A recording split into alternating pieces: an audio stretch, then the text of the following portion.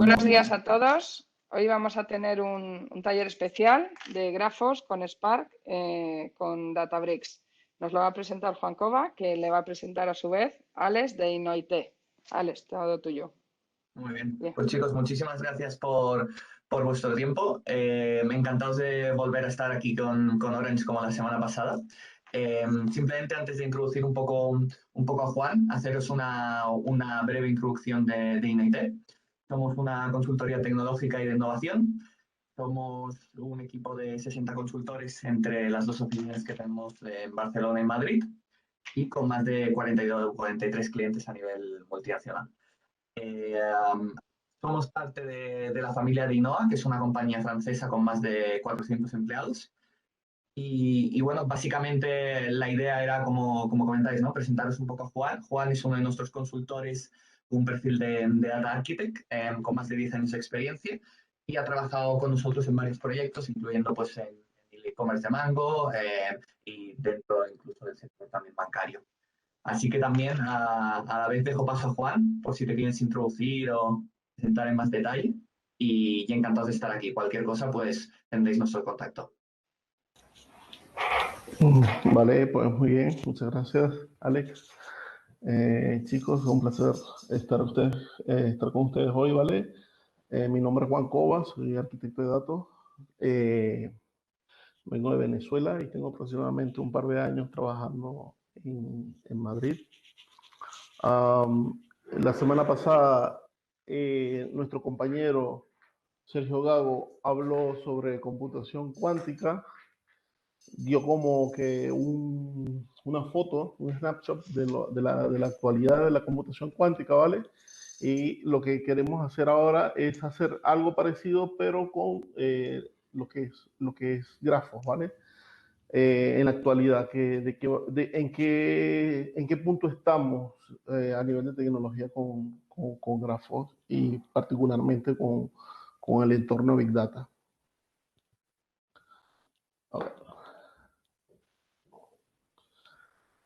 A ver, lo que hemos preparado básicamente para la sesión de hoy consiste en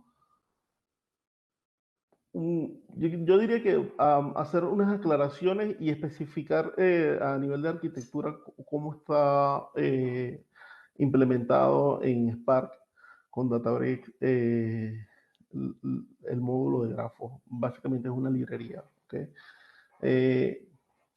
Me gustaría comenzar por la parte de lo que es hacer la acotación de la teoría a nivel de grafos, lo que tenemos, el concepto que tenemos de grafo, ¿vale?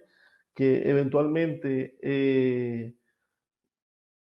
es un poco diferente a lo que realmente hay implementado. La teoría de grafos, eventualmente como la conocemos, la que se ve en las universidades, en las escuelas, ¿vale? Y que no tiene que ver con la parte de álgebra, con relación a lo que hay a nivel computacional. Lo que nosotros tomamos como base para el uso de análisis o aplicar analítica por medio de algoritmos de grafos es básicamente conceptos de estructura relacionadas entre sí, ¿vale? Entonces, si vemos la evolución de esta misma teoría a nivel académico, se encontrarán que existen diferentes notaciones, nomenclaturas y formas de hacer referencia o expresar un grafo. Lo importante aquí, que hay que hacer acotación para poder hacer el símil en la implementación que ha hecho la gente de Databricks, es cómo se determinan las relaciones, ¿vale? Inclusive a nivel de nomenclatura, la teoría normal de grafos regularmente los elementos que forman el concepto de la unidad básica en el grafo como tal es el nodo, y cuando vemos la implementación que existe en Spark no tiene esa nomenclatura. Esto sucede por el tema de la arquitectura de Spark como tal, que ya maneja los worker nodes, y la nomenclatura la han cambiado a lo que ellos llaman vertices and edges. Se puede notar en la gráfica que vean, en la notación de un grafo moderno, que se han incorporado cosas como, por ejemplo, los tags o los labels, um, o lo que se llaman properties también, que son key values que van hacia los nodos, ¿vale? Que pueden expresar un cierto valor con respecto a lo que es un punto del grafo. Entonces,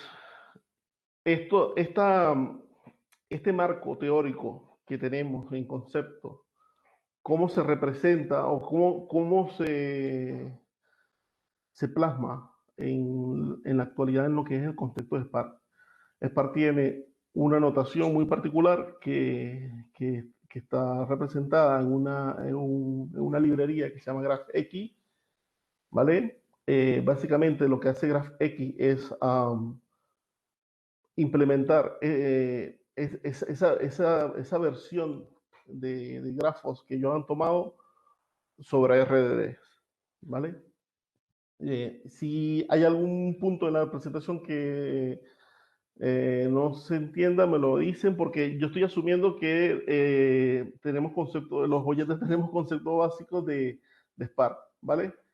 Sin embargo, si hay algún término, alguna cosa que se quiera aclarar, no duden en preguntármelo, que no pasa nada, ¿vale? Entonces, como ven en el gráfico, la notación del graph X, y si comparan la representación de un grafo en una notación moderna, existen ciertos símiles. Entonces, ¿qué hace Spark? ¿Qué hace la gente? ¿Qué hizo la gente de Spark? Los nodos lo llamaron vértices, eventualmente para no hacer choque con respecto a lo que es arquitectura de Spark con los worker nodes. Y las relaciones lo llaman edge, ¿vale? Entonces, la parte de las properties o los tags o los elementos que se representan como complementario a la notación básica, se representa con un concepto que se llama property graph. Que el property graph no es más que un key value, es un archivo de configuración que permite asignarle información complementaria al vértice o a la relación como tal, según sea el caso. Y más adelante vamos a ir viendo, conversando sobre estos temas, ¿vale? Pero fundamentalmente estos tres componentes son los conceptos básicos que en GraphX o en Spark se usan. Vértices, límites, edge o relaciones, ¿vale? Y el property graph, que nos permite representar los tags o los labels o comentarios adicionales sobre cada nodo. Vamos a ver. Entonces, tomando esto en cuenta, ¿en qué parte, en qué componente o en qué parte de Spark estamos? Si hablamos de una arquitectura tipo en Spark, el Spark Graph es un hermano de una MLlib, de un streaming, de un SQL, ¿vale? Que eso es lo que se conoce en Spark como APIs de alto nivel. Básicamente lo que se hace es habilitar una interfaz a nivel de tipo librería sobre lo que llaman Spark APIs estructuradas. Y más abajo, a nivel implementacional como tal, pues los RDD, los antiguos RDD y en algunos casos los data frames, que tienen su propia librería o su propia representación, que en este caso es GraphFrame, ¿vale? Que también pertenece a ese conjunto de lo que es GraphX, aunque son proyectos separados y diferentes. Para hacer un símil, GraphX es la representación de RDD en Spark con grafos, y GraphFrame es data frames, ¿vale? O sea que ellos lo que han hecho es montar una librería para enmascarar las APIs estructuradas y de esta forma permitir trabajar con datos y cómputos en Spark de la manera como se trabaja Spark regularmente, ¿vale? Entonces, básicamente es esto, un API que nos permite trabajar como si fuesen RDD o data frames la representación de los grafos. Entonces, en este orden de ideas, viendo que tenemos un marco teórico ajustado a un caso puntual, que es lo que ha implementado Apache Spark, o la gente de Databricks, que implementaron con Spark. ¿Cómo se visualiza en los flujos actuales de procesamiento?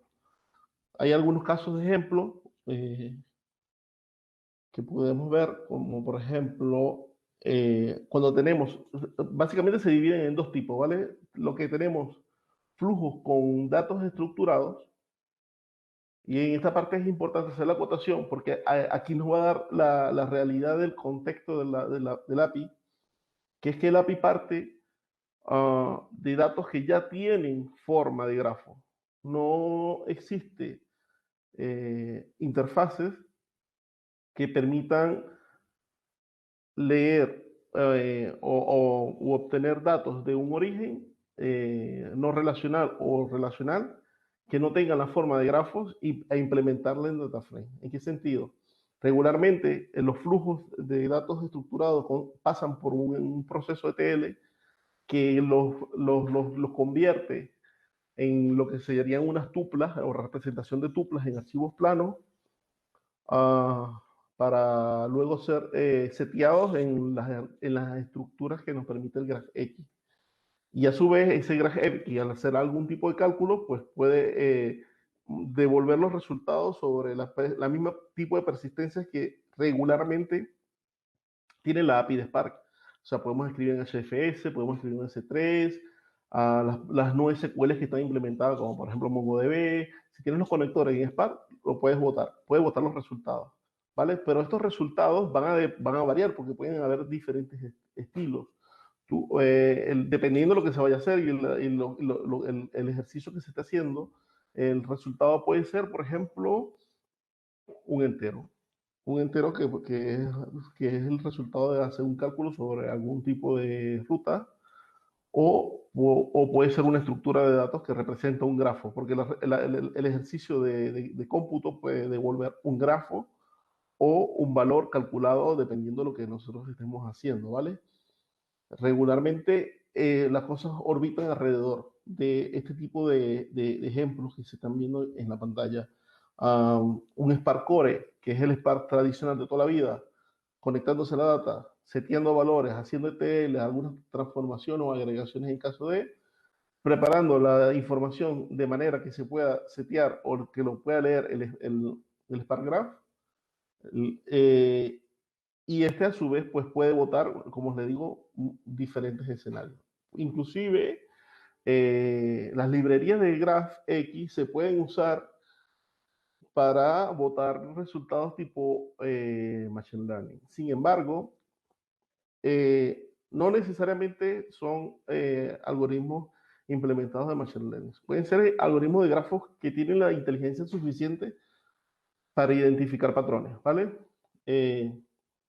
El otro caso, el otro tipo de flujo que hablamos ya es cuando se involucra el Machine Learning. En el caso puntual de Spark, en el contexto en el que estamos conversando, pues es MLLib. Y el Spark Graph X puede ser como un complemento a ese MLLib. A ver, se pueden dar casos, ¿vale? Donde podemos tener un origen de datos que pasó por un ETL y se hizo una puesta a punto, o que la misma naturaleza de los datos también pueden estar representadas directamente para ser procesadas por GraphX. Y GraphX lo que puede hacer es una preparación de cómputos o un preámbulo o unas agregaciones para que luego el MLLib interactúe con los datos previamente procesados por GraphX. Como por ejemplo búsquedas más cortas, si hablamos de algoritmos de búsqueda, por ejemplo, el GraphX puede ayudar a preprocesar esa información para que no se compute a tan alto nivel, ¿vale? O, por ejemplo, puede ser una entrada previa al entrenamiento. También es otro caso que puede ser.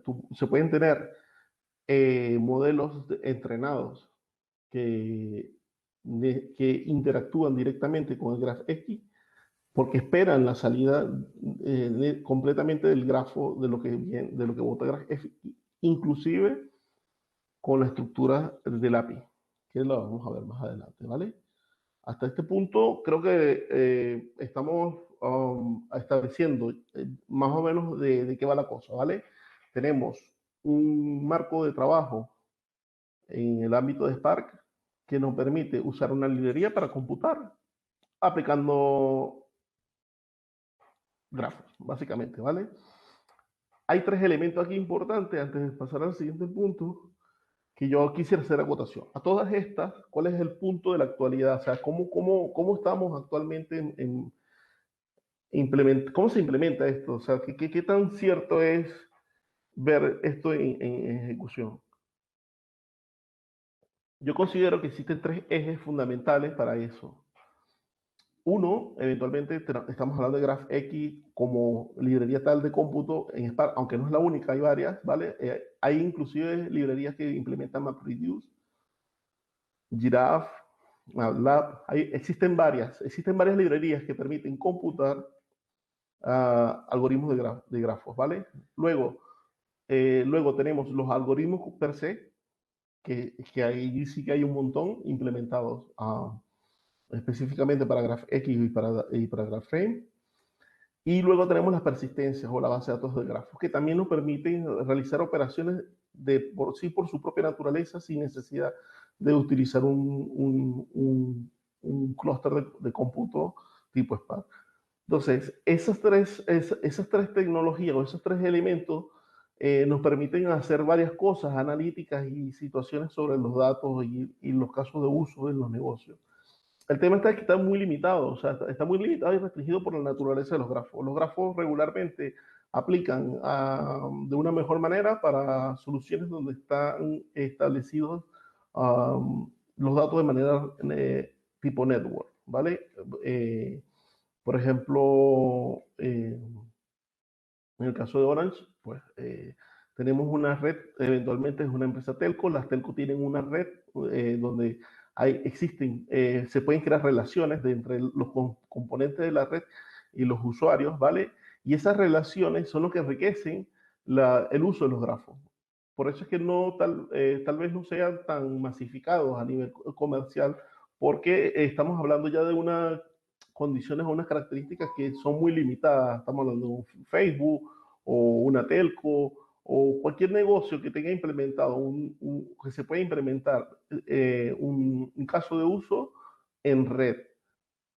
No necesariamente en red, ¿vale? También existe otro tipo de grafos, como por ejemplo los grafos en tipo de tree, lo que se usan para la decision tree, pero que no son tan comunes como, por ejemplo, el uso de grafos en red. Entonces, por eso es que es un poco, el nicho es un poco más pequeño que en realidad lo que se pudiese pensar. Pero las capacidades de cómputo nos permite mejorar muchísimo.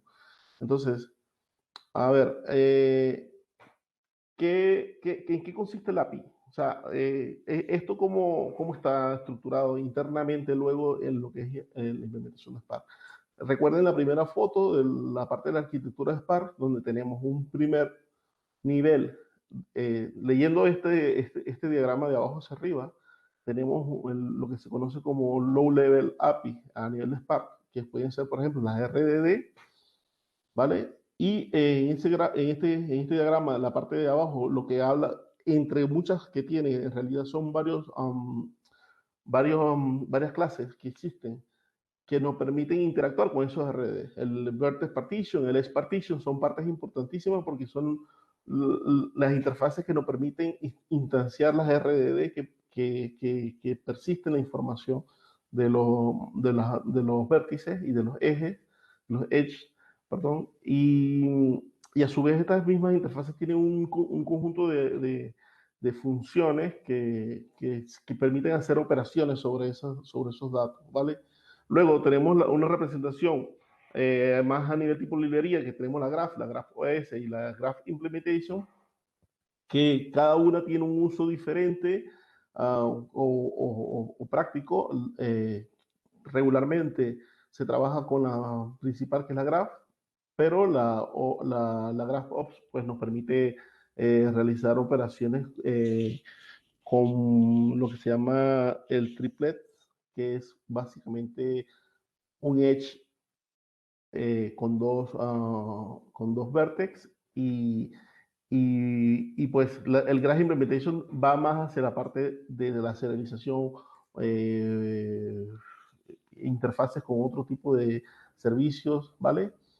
Y a su vez el Pregel, que es un API desarrollado por Google, eh, está por debajo de la implementación de los algoritmos. ¿Por qué? Porque el Pregel API lo que hace es básicamente optimizar datos haciendo un map reduce, un vulgar map reduce, aunque lo más adelante lo vamos a ver, es súper complicado, es un vulgar map reduce um, sobre los datos que usan los algoritmos. Recuerden que la naturaleza de los grafos es, es recursiva, iterativa. Entonces, cuando te ubicas en un nodo y quieres analizar la información del mismo con respecto de la relación de los otros nodos, tienes que iterar internamente de ese vértice hacia la relación o la profundidad en la que esté la información.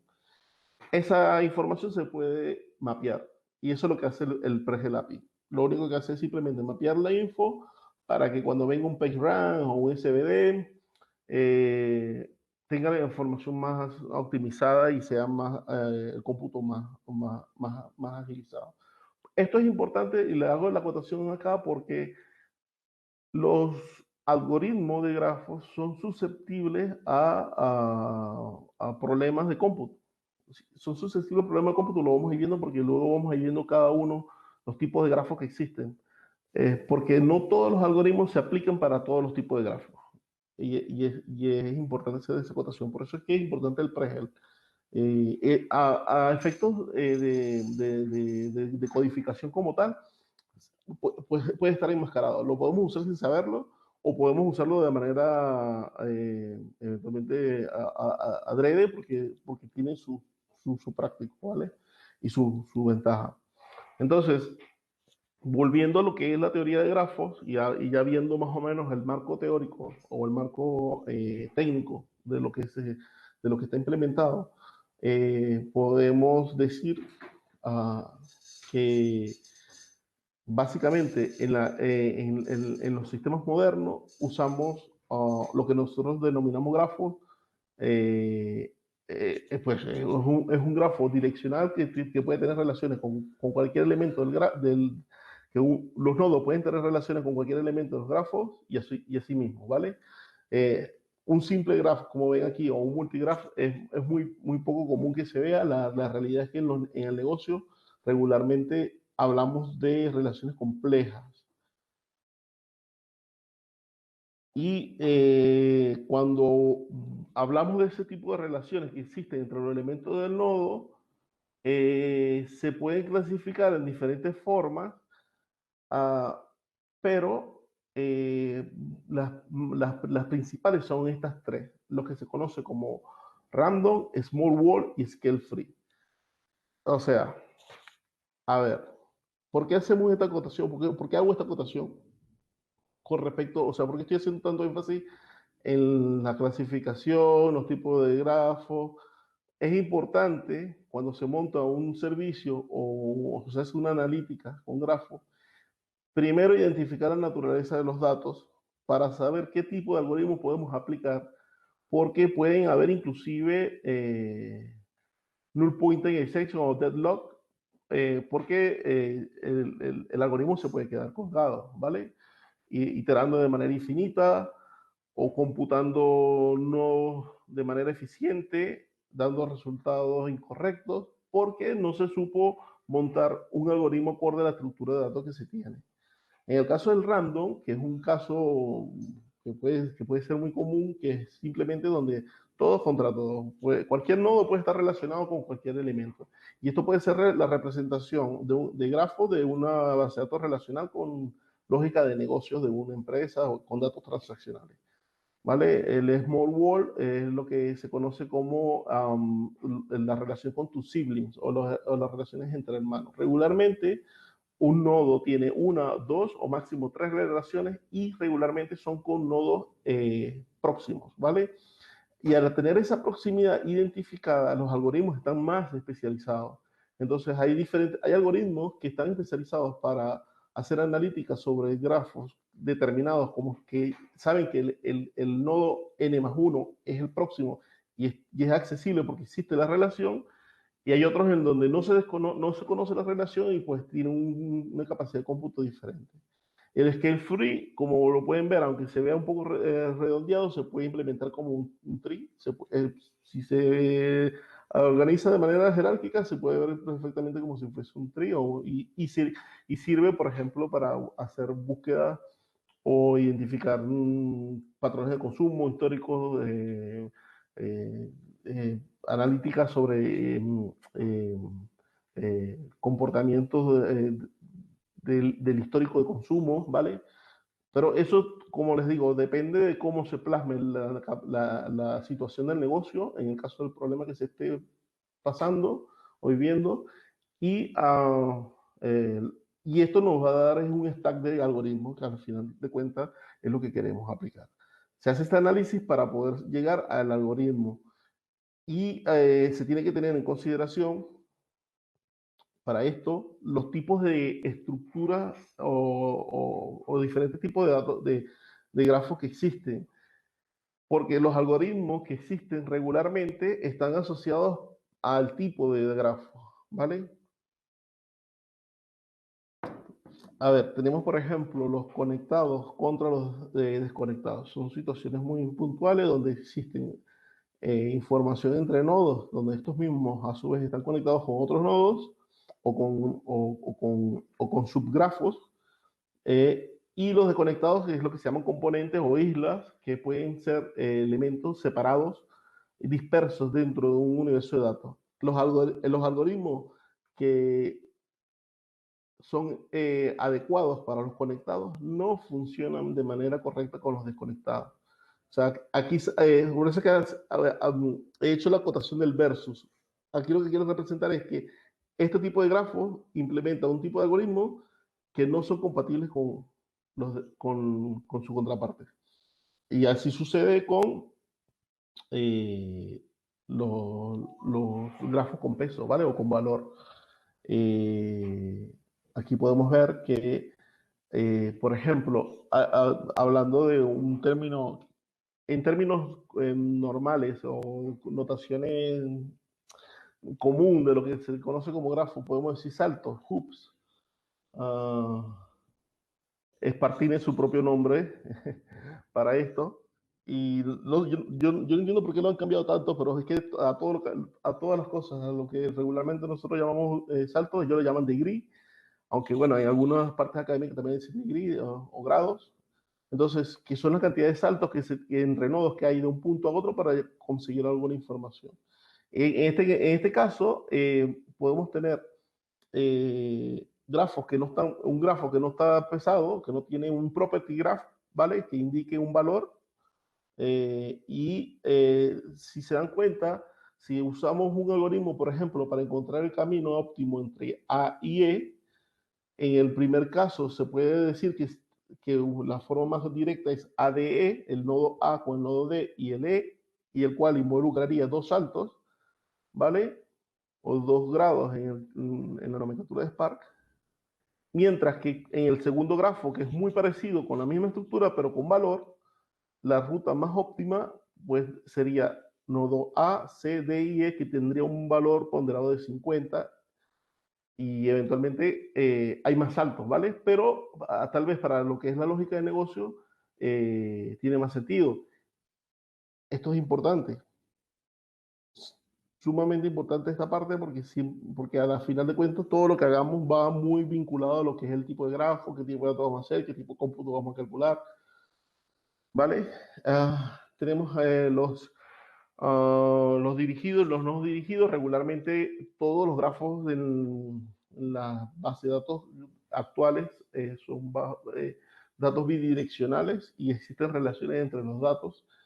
Es muy extraño no tener un grafo no dirigido, ¿vale? Pero que, bueno, existen casos muy puntuales de negocio que se pueden dar. Sería interesante averiguarlos. Luego tenemos los cyclic graph y los acíclicos. Ya esto va como de parte a inclusive las mismas implementaciones de Spark con lo que es los DAC o el mismo concepto de flow de DAC, lo que es un grafo cíclico, va relacionado va de la mano, ¿vale? Con respecto a lo que son grafos dirigidos o no dirigidos. Porque la forma como se implemente y la forma como se ve el grafo te va a determinar si es cíclico o no, y los algoritmos que vas a usar eventualmente van de la misma mano. Es la misma situación, el mismo concepto. Tenemos tipos de grafos, de contramano y un stack de algoritmos que pueden funcionar o no. Los árboles es muy común. Tenemos los árboles que están enraizados, los binarios, los spanning tree, que pueden ser considerados también componentes, ¿vale? O grafos aislados.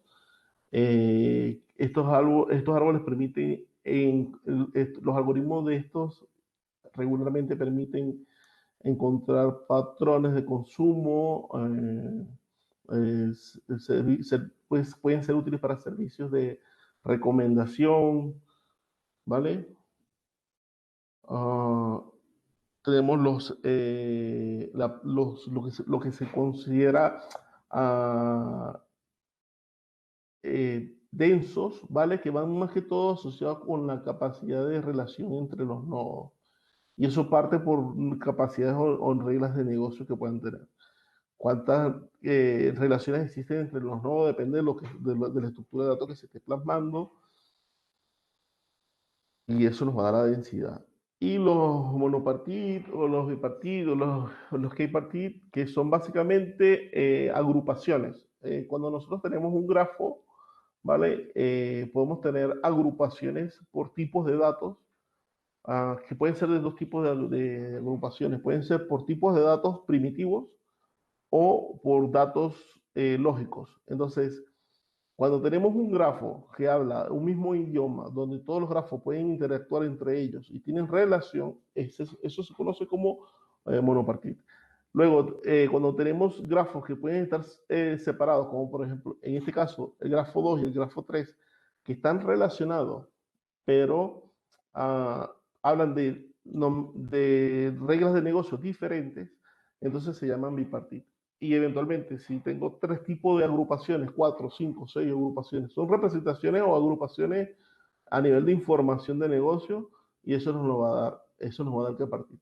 Y hay un stack de algoritmos para cada tipo de estos que eventualmente tiene su performance.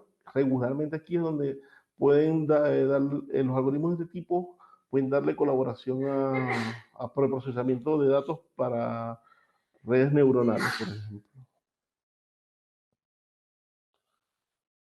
Ok. Creo que aquí ha habido, en la presentación se coló una imagen. A ver, entonces todo esto que estamos hablando de, disculpen, déjame modificar esto aquí, déjame modificarlo rapidillo, porque esta imagen creo que no va aquí. Listo.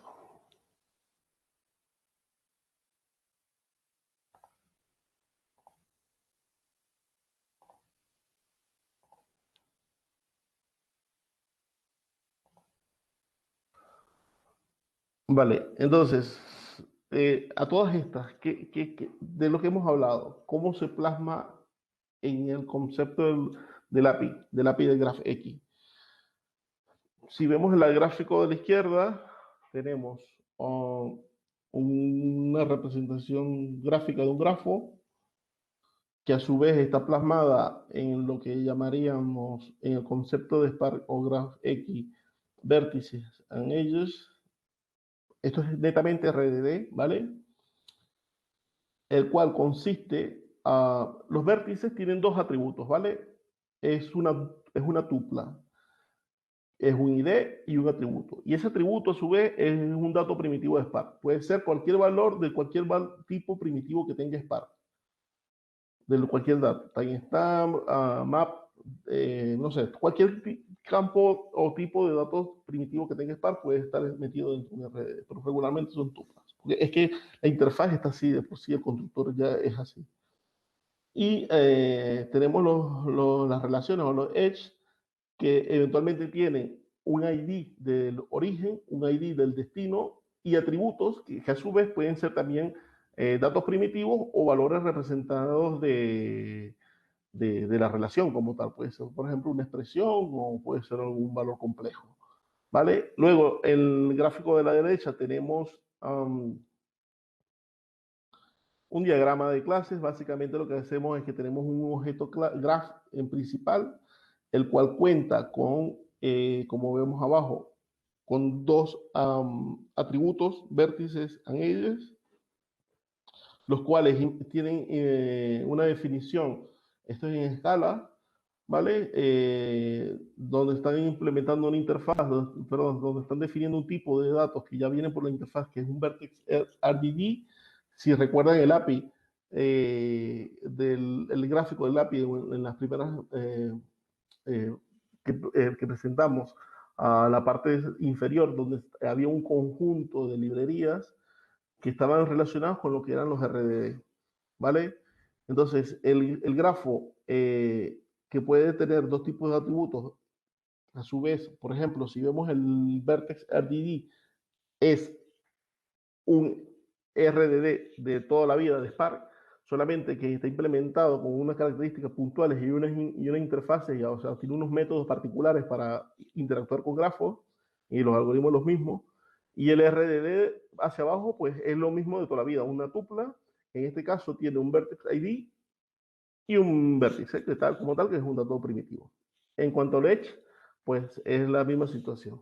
Básicamente lo que quería hacer aquí, la acotación de la importancia de los datos primitivos y que nos permite, por ejemplo, no solamente trabajar con valores numéricos, sino que también podemos tener datos complejos y que pueden ser usados por algoritmos para eso. O que, por ejemplo, se le puede aplicar un pregel o un MapReduce a un dato complejo que luego es la entrada o es usado por el Machine Learning o el modelo de entrenamiento de Machine Learning. Tal vez el grafo no usa ese dato complejo del vértice porque el algoritmo no es el adecuado, pero se puede usar para mapear y reducir la información en base al entrenamiento que se tenga.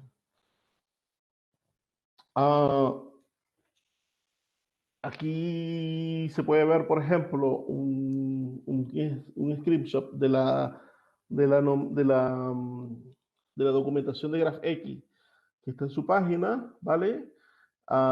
Donde se habla siempre del Spark Context, en el caso del código, si estuviésemos hablando de un Spark Sumi, y pues cómo se define un RDD de tipo usuario, por ejemplo, vean que el Vertex ID va de la mano en el constructor con una tupla de string, en este caso son dos strings sencillos, que a su vez representan, puede ser un usuario y contraseña o un usuario, no sé, se me ocurren muchas cosas, un usuario con un tipo de clasificación, algún tipo de valor, ¿vale? Y luego el edge, que es lo que representa las relaciones entre esos nodos, pues tiene el source, el origen y el destino, por ejemplo. En el caso de este RDD, tenemos un ID 1 que sería un ID de usuario y un destino que también sería un ID de usuario porque en este caso estamos hablando de usuarios y sus relaciones, porque son vértices con un tipo de datos y sus relaciones. No tenemos de momento un tercer elemento porque se complicaría un poco más la cosa, pero sí existe una interfaz para ese caso cuando queremos involucrar más de un nodo o tipo de nodo. para implementar los Kappa-T, por ejemplo, ¿vale? Siempre hay un default user o un default value para los RDD, para el caso de fallo, ¿vale? Y en la última línea vean cómo se instancia un grafo. Pues ahí tenemos la instancia de un objeto graph, donde se le especifica el RDD y las relaciones que tienen a su vez con su default user. ¿Qué pasa? Vean la estructura como está en ese ejemplo. Ese ejemplo es un dummy, es simplemente información seteada, paralelizada, o se le puede hacer un make RDD también, no solamente el parallelize, porque eventualmente estamos hablando de RDD. Pero si yo tengo un origen de datos que tenga esta estructura, pues puedo leer toda esa información y procesarla. O sea, que podemos conectarla a una base de datos de grafos, por ejemplo, que está representada en tuplas, y podemos obtener información y aplicar procesamiento. Uno de las diferentes operaciones, a ver, que existen, es también que he nombrado en varias oportunidades, es el mapping. El mapping es un map reduce tal cual de toda la vida, con el mismo concepto de lo que hace Spark, ¿vale? Solamente que lo hace con vértices. El filtro pueden ser valores de los vértices o de los edge, ¿vale? Entonces regularmente se usa para inicializar, porque no optimiza los datos y estos pueden ser procesados de manera más eficiente. Yo lo veo de esta forma. El MapReduce nos permite, por ejemplo, vamos a hacer un ejercicio. Supongamos que vamos a encontrar el usuario que más factura en Orange. El usuario que más factura, ¿vale? Si tenemos la data representada en una base de datos de tipo Neo4j, por ejemplo, nosotros pudiésemos, por ejemplo, mapear primero por comunidad o por ciudad, o inclusive internamente en las ciudades, si tienen radio base, o no sé cómo tienen la clasificación ahora internamente en su ciudad, si están separados por sectores, identificar el sector, ¿vale? Y filtrar, por ejemplo, el nodo que tenga más consumo. Entonces, eso es un algoritmo del grafo. Básicamente lo que va a hacer el grafo es encontrar el nodo más pesado. Y se puede hacer una tripartita, porque si podemos tener información geográfica relacionada con los consumos de los usuarios, entonces tenemos consumos de usuarios, información que venga del core, información transaccional, datos de los usuarios y distribución geográfica de las radiobases, por ejemplo, podemos hacer un MapReduce para identificar el usuario con mayor consumo, o los usuarios con mayor consumo, o la comunidad con mayor consumo. Y eso lo que va a hacer es comprimir la ingesta inicial. Nos va a filtrar toda esa data que entró simplemente a la que nos interesa, que puede luego ser la entrada de un algoritmo de Machine Learning o inclusive un ETL, porque cuando comparamos la ejecución del grafo en comparación con un MapReduce de Spark, si la data está bien estructurada y el algoritmo es el adecuado, es más óptimo, consume menos recursos y identifica los patrones de manera más acertada. Todo pasa por la forma como estén estructurados los datos. Entonces tenemos interfaces para definir vértices en Edge, tenemos interfaces para hacer map a los vértices, a los edge también se le pueden hacer map. Y luego tenemos aquí lo que sería la serialización, que es simplemente botar la información que se leen. Por ejemplo, aquí he puesto algunos ejemplos de los APIs de serialización. Aquí se puede notar, por ejemplo, que la API no está tan madura, ¿vale? O sea, si ustedes ven, por ejemplo, el último código, ¿qué hace el último código? El último código, todas esas líneas de código que están abajo, lo que hace es simplemente botar el resultado de un map en JSON. Entonces, imagínense, tengo que hacer un mapper, tengo que, o sea, que esto es, no sé, bienvenido al 2000, al 2002. Que antes se trabajaba con Spark así, ahorita Spark tiene todo eso muy, muy tapado, ¿vale? Tiene unos API de alto nivel que tú le das un punto 6 y listo, y bórralo. Solamente pon el destino y ya y te bota el resultado. Ocúpate del partitioning, pero que eventualmente la codificación del GraphX se hace un poco complicado en ese sentido, porque las API no están tan madurados o no están tan implementados de la misma forma como están los data frames, por ejemplo. Y luego tenemos el Pregel API, de entre las diferentes herramientas que tenemos hablando del GraphX, que les comenté sobre cómo funciona y para qué se usa. El Pregel API, que eventualmente fue un desarrollo que se hizo Google entre los años 2003 2005, se usa en este caso para, por ejemplo, mapear un grafo. Y se mapea completamente. En el diagrama que está a la izquierda se puede ver que la entrada es un grafo, ¿vale? Eventualmente ese grafo está conformado por un vértice ID y un vértice, que son los dos valores o la tupla que tiene la interfaz de vértice RDD, ¿vale?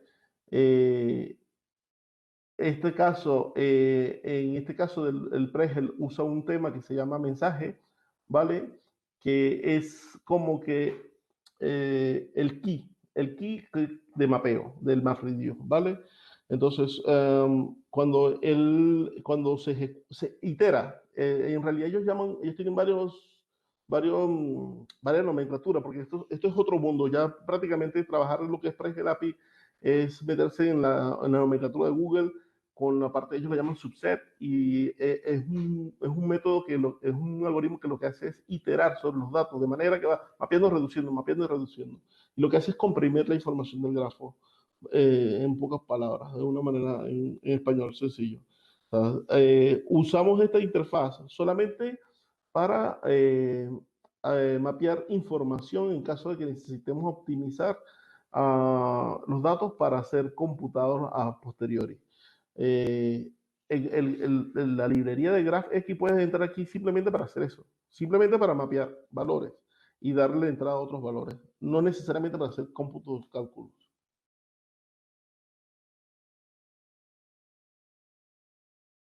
¿Vale? Entonces, esto que hemos visto, en realidad, yo lo que tenía pensado era hacer este workshop de 2 horas, ¿vale? Una fase inicial, donde íbamos a ver este marco teórico, donde entendíamos, bueno, no sé, espero que lo hayan entendido, no, porque de verdad no he tenido el feedback, pero lo que quería hacer era mostrarles las diferentes interfaces que existen en el GraphX y cómo podemos interactuar con GraphX, ¿vale? Y el workshop siguiente, o la parte siguiente, consiste simplemente en conectarse a un notebook de Databricks y jugar con Neo4j, implementando algoritmos, haciendo program, búsquedas más cortas, ese tipo de cosas sobre datos reales. Pero lo quería hacer práctico porque no quiero extenderme aquí 2 horas hablando de teoría porque esto para mí no tiene sentido. Yo quería dar primero un marco para que se entendiera de lo que va y luego una parte práctica. El tema pasa por una puesta a punto de la infraestructura. Con Neo4j tenemos un inconveniente con el certificado de seguridad. No he logrado conectar el Databricks con Neo4j. La versión del Neo4j ha subido y el protocolo Vault no permite desactivar el handshake de seguridad para la versión free que tengo. Entonces tengo que montar un S2, ¿vale? Voy a montar un S2 con un Neo4j en Amazon para yo poder manipularlo y cambiarlo y poder tener visibilidad entre la DPC del Databricks y ejecutar el ejercicio, que va a consistir simplemente en un notebook que yo le voy a poner un código base con unas lecturas de generación de data frames iniciales, ¿vale? Y luego nosotros cada quien, pues en su máquina, en su notebook, a empezar a tirar código para hacer analítica, ejecutarlo y ver qué pasa si yo aplico un algoritmo sobre unos datos o un grafo, ¿vale? Y luego, ¿qué pasa si aplicamos otro sobre esos mismos datos y vemos cómo se comporta el tiempo de respuesta y los valores que dan? Bueno, hasta aquí básicamente eso es lo que quería comentarles en este primer paso. Los siguientes pasos que me gustaría trabajar o proponer, entonces sería esa parte de ejercicio o ese workshop práctico donde podamos implementar esos algoritmos, ¿vale? Luego tendríamos otro, pudiese ser, si les interesa o le llama la atención la parte de data frames, ya, porque este GraphX como tal trabaja netamente con RDD y como podrán ver en algunos screenshots, trabajar con RDD, bueno, si tienen experiencia trabajando con Spark desde la versión 1, saben que trabajar con RDD es una maldición. Pero los data frames pues facilita mucho las cosas y existe ese API para parte de grafos que es GraphFrame, ¿vale? Luego tenemos las bases de datos de grafos que en la actualidad están hiperdiversas, pues tenemos Neo4j, tenemos Neptuno, tenemos Titan, que a su vez cada una tiene un lenguaje de query con unas características, unos pros y unos cons, y sería bueno que también se vean cuáles son las ventajas que ofrecen las diferentes capacidades que tiene cada una. Y luego, pues la parte de algoritmo de grafos es extensa porque realmente existen no sé cuánto, yo no sé de verdad cuántos algoritmos de grafos has implementado, pero sería interesante ver cuáles son los posibles casos usos o a qué tipo de uso le pudiésemos dar a cada uno de ellos y eventualmente sería interesante, ¿vale? Pues de momento yo creo que pasaríamos ya a la ronda de preguntas si tienen alguna duda. Pues muchas gracias, Juan. Está súper interesante. Nos hemos quedado con el gusanillo este de lo del taller, pero otro día podemos hacerlo. Que no sé si alguno tiene alguna pregunta que le quiera hacer a Juan. Venga, animaros. Bueno, yo te voy a preguntar una, Juan, a ver si se animan mis compis. Dentro del modelado, bueno, dentro del tipo de grafos, ¿no? Nos has enseñado unos grafos desconectados, ¿no? Bueno, en comparación con los grafos totalmente conectados. Entonces, mi pregunta es, ¿esos grafos desconectados servirían, por ejemplo, para modelar con el algoritmo de clustering, por ejemplo? Depende, cuando hablas de grafos desconectados, hablamos de islas o componentes, o sea, podemos tener, por ejemplo, 4 nodos conectados y imagínate que tenemos 100 nodos, ¿vale? Y de esos 100 nodos, cada 5 están conectados, solamente entre ellos. O sea, tenemos 5 nodos conectados, 5 nodos conectados. Entonces tenemos como especie de islas aisladas, ¿vale? Si ese es el caso, existen algoritmos que van regularmente asociados al clustering porque estaríamos hablando de lo que es un K-partit, lo que yo decía de que posiblemente esos grafos estén agrupados por lógicas de negocio. Entonces sí se implementarían, pero si no están separados de esa manera y no tienen una lógica a nivel de sentido, de semántica, de datos, no tiene uso. No tiene unos casos prácticos, unos algoritmos, pero que no son para redes neuronales. ¿Vale? O sea, lo importante en estos casos es que cuando tú identifiques cómo está agrupado el grafo, puedas saber si lo puedes aplicar para una red neuronal. Lo que necesita la red neuronal es que estén cortos, que sean como neuronas, ¿vale? Que pueden, no necesariamente que tienen que estar todas interconectadas, pero que sí sean grupos pequeños conectados.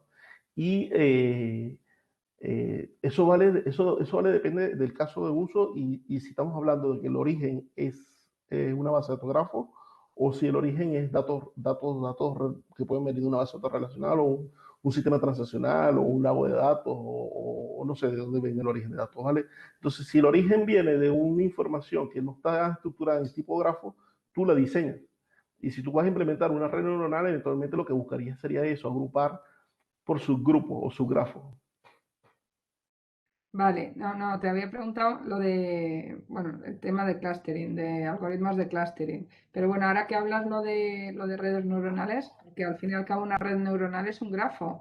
Entonces, Sí. una vez que tú has hecho un algoritmo de predicción con una red neuronal y obtienes el resultado, esto lo puedes guardar como un grafo, ¿no? Con sus Sí, pesos, es lo que has optimizado. sí, de hecho, te hago el comentario de los Capartit, porque el Capartit está asociado con, los algoritmos Capartit están asociados con class clustering. El tema está en que esta definición, este último tipo de grafo que yo he colocado acá, son todos. O sea, a final de cuentas, regularmente son todos, ¿sabes? O sea, o tienes una sola agrupación lógica a nivel de datos, o tienes asociaciones o su conjunto de asociaciones, ¿vale? Entonces, por eso es que te hago esa acotación. Y el caso que tú dices aquí, lo que da no, Sería con los pesos. este. En este caso, desconectados, eh, los desconectados tienen un uso práctico si y solo si esas islitas que se están creando tienen un sentido a nivel de semántica de datos y se le puede aplicar un cacostring. Pero ojo, que aquí existen dos cosas y esa pregunta está interesante, Carmen, porque tú puedes hacer el preprocesamiento para un K-clustering con grafos o el cómputo del K-clustering con grafos como tal. Lo que pasa es que si nos ponemos a ver, Machine Learning tiene unos algoritmos bastante fuertes a nivel de, inclusive con, por ejemplo, Amazon, que tiene implementado infraestructuras diseñadas para estos algoritmos que de verdad que ejecutan muy rápido y no tiene mucho sentido. Pero si le aplicas un map reduce con grafos, o un pregel, te puede servir perfectamente para montar la entrada al K-clustering. Qué interesante. Gracias, Juan. ¿Alguna otra pregunta? Venga, animaros, que aquí hay mucho. Sí, yo quería preguntar, mira, supongamos que tenemos una red social y vamos a clusterizar, vamos a encontrar grupos de gente relacionada, ¿vale? Ahora, en principio, teóricamente, lo puedo hacer con cualquier red, pero según el tamaño de la red, sí, será abordable o no abordable, digo yo. Porque si tus recursos son limitados para implementar los algoritmos, tú no puedes, quiero decir, si solamente tienes un ordenador programas de mesa y que meter toda España y ver cómo se relacionan, no vas a poder. ¿Hay alguna relación entre tamaño de red y recursos que necesitas que sirva como guía? Sí, sí, está de la mano. De hecho, he hecho la acotación del pregel porque se usa para evitar eso. La profundidad del grafo requiere más cómputo, más capacidad de almacenamiento y cómputo. Entonces, cuando la red, date cuenta, después de esta diapositiva, porque lo que se conoce como small world, hay conexión, no hay conexión entre grafos distantes, son grafos siblings, dice esa acotación, son los hermanos, un hoop, un solo salto, ¿vale? Yo estoy en un nodo y tengo la información de mi relación con un solo salto. Posiblemente, en algunos casos, pueden tener relaciones con otros nodos un poco más distantes, ¿vale? Entonces, como la profundidad del grafo requiere más cómputo, tienes que jugar con cosas. Yo no considero que GraphX sea una herramienta muy madura en ese sentido de comparar tiempos de ejecución con un XGBoost o cosas así con lo que estamos viendo en Amazon o en Azure o en cualquiera qué sé yo, te pones a ver cosas que hace TensorFlow y comparas y hay mucha diferencia. Pero sí tiene sus usos prácticos cuando tienes mucha data y están interrelacionadas y quieres hacer de manera óptima analítica. Y te puede servir para preparar los entrenamientos previos. O sea, que te puede servir de una manera óptima para mapear datos cuando están relacionados, cuando hay redes relacionadas. En tu máquina, tú puedes montar hasta un MapReduce con un C++, un MapReduce de la vieja escuela de Hadoop y hacer cálculos. Lo que pasa es que se va a tardar dependiendo de la data que quieras analizar. Sí, sí, mi pregunta es, si de alguna forma sabes cuáles son tus recursos, puedes saber cuál es la- el tamaño de la red máxima que puedes abordar. Esa es Ok, estamos hablando de dimensionamiento, o sea, sí.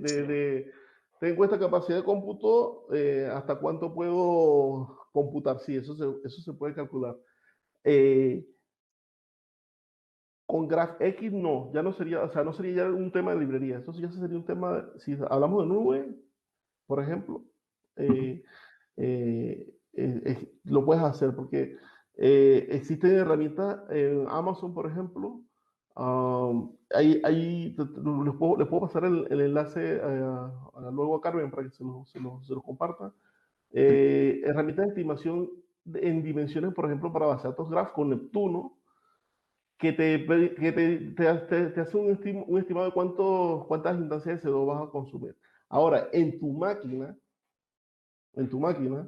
no, la verdad que no. Ahí me imagino No, simplemente yo estoy pensando en Amazon, pero estoy pensando, bueno, si quiero no relación directa, sino incluso dos saltos, ¿no? en la red, según me vayan exacto, más saltos, la cosa se vuelve muy compleja. Pero yo no.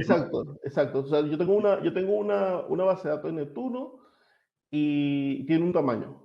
Y yo voy a aplicar un algoritmo y si ese algoritmo va a encontrar datos que va a tener 2 hoops o 3 hoops, ¿cuánto consumo? Eso se puede calcular. Y Amazon tiene herramientas para hacer eso. Y es bastante interesante porque te permite saber cuánto tiempo o cuánto te va a costar el cálculo. Esa es la pregunta, justo. La que existe la herramienta. Pues sí que me interesaría. Bueno, Sí, sí. Si tienes un chance, métete en la consola y busca en Neptuno. Hay varias cosillas allí. De todas maneras, como te digo, le paso a Carmen los enlaces para que lo chequen. gracias. Genial. Otra pregunta. A ver, bueno, pregunto yo. Las redes bayesianas que llevan asociado pues una probabilidad, esto sí se puede modelar como si fuera con GraphX, ¿no?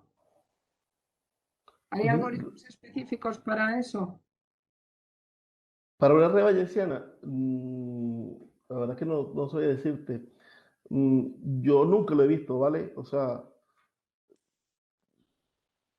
no sabría decirte si se pudiese implementar porque habría que chequear, tendría que chequear entre la lista desde diferentes algoritmos. No me atrevo a responderte un sí y un no, porque, o sea, si me preguntas hoy, te digo que no. Pero lo más seguro es que si nos ponemos a revisar la lista de algoritmos que hay, que son un montón, ¿no? Es posible que salga algo, pero no creo. Vale, Juan, no te preocupes. No, eso la preguntaba también para que a ver si Cañadas, que es un compi nuestro que está aquí en la reunión, se pasa del R al Spark. ¿Eh? DR, imagínate. No nos ha oído o no nos quiere contestar. Bueno, ¿alguna otra preguntita?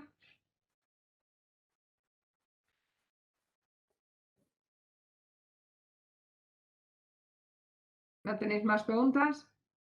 Carlos, ¿tienes alguna?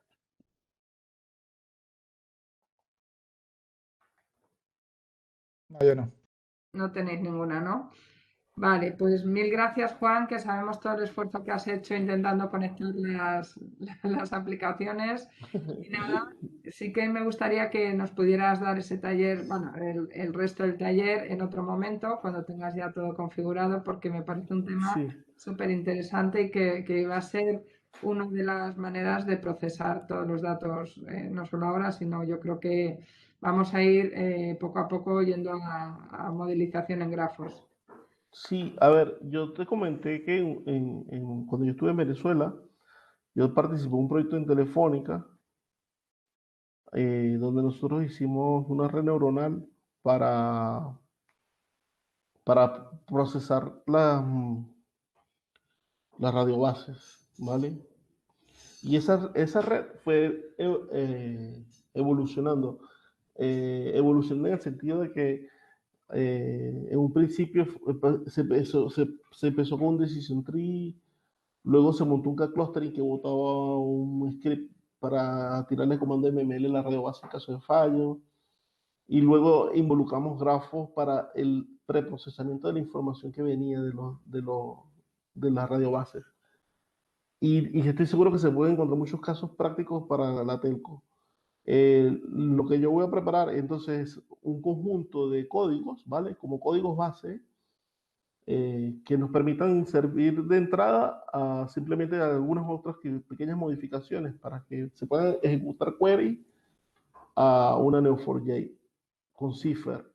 Me gustaría también mostrar Neptuno. El tema está en que Spark no tiene interfaz o API para Neptuno. Lo que se hace regularmente es que se extrae la info con el core de Spark normal, se procesa y se usa con el GraphX y después se regresa a Neptuno.